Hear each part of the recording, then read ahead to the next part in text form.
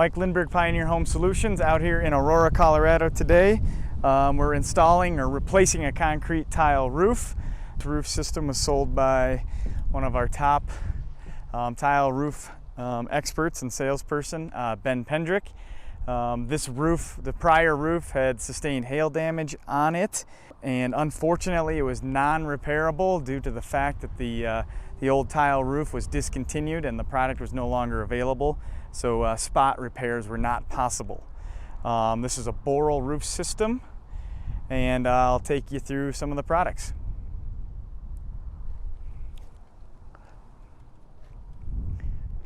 What we have here is the Boral Saxony Slate. It's a concrete roof tile.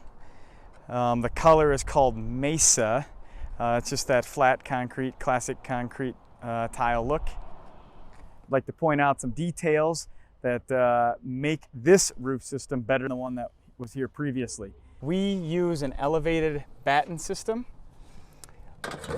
What that is, there's open air.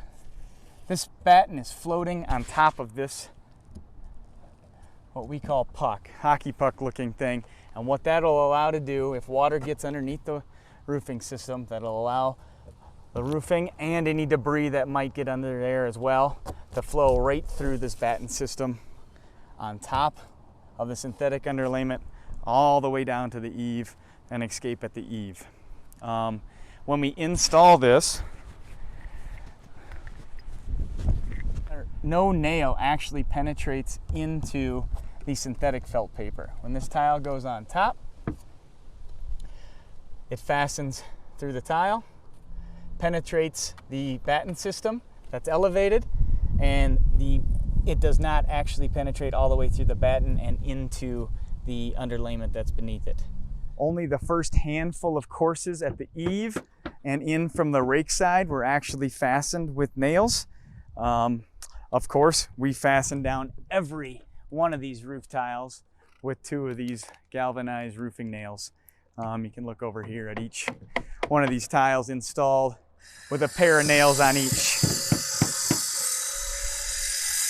One feature we'd like to point out related to the ventilation on this roof. It's a roof vent we like to use with tile. The name on these are O'Hagan. They're this low profile that sit flush with the roof surface instead of the traditional large box style turtle vents that you'll see on the neighboring houses.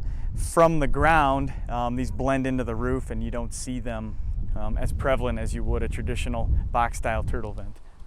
There's what they look like behind us. There's another set right there. These turtle vents from the ground, again, will blend in with the roof much better. Some other things to point out. Flashing details related to the plumbing vent. What goes down first is what we refer to as a base flashing. It's a double flashing system. The first flashing goes down, fastens to the roof deck. We flash around that with ice and water shield.